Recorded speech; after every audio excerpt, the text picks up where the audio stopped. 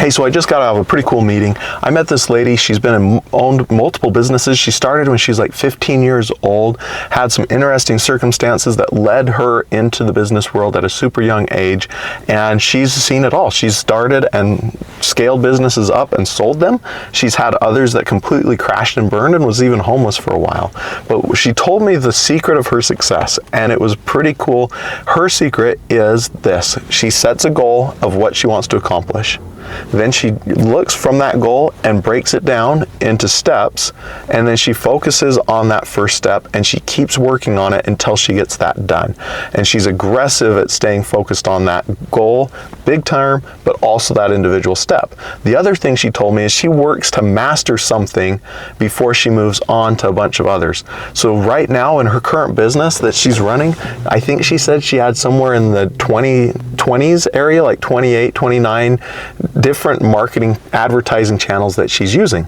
But when she said, when I started, I was only doing one, and I got really good at that one, and I really figured out how it works, all the intricacies, and then build it out so that it would keep running, and then move to the second, and then move to the third.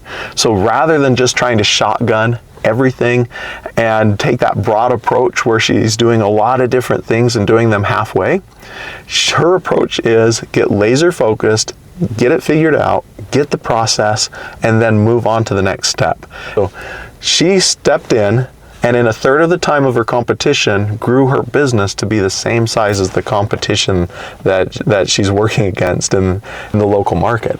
So what does those principles mean for us? Well, I know that entrepreneurs have this huge tendency to have shiny object syndrome, where we go and chase whatever shows up that day. And I've had an entire episode dedicated to that shiny object syndrome and making sure we don't fall victim to it.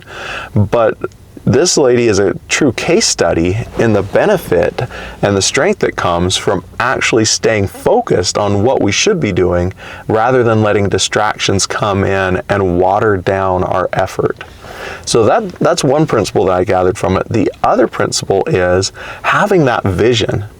So many people are just bumbling through life, and they're like, well, yeah, I want enough money and I want to work less, and they have these very vague kind of touchy-feely goals that really don't have any concrete metrics to them. And when you have those soft, squishy goals, it's impossible to ever wrap your arms around them in a way that lets you understand what you're supposed to be doing so that you can actually accomplish them.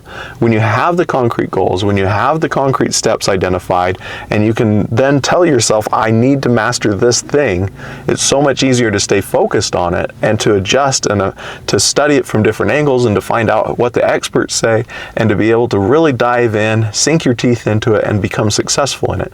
And when you do that, business can happen at such a better rate. And what's cool is when you find success at a faster rate, it gives you all those things you were hoping for in your life. It gives you that more time. It gives you that more money freedom. It gives you the ability to give back or to go have fun.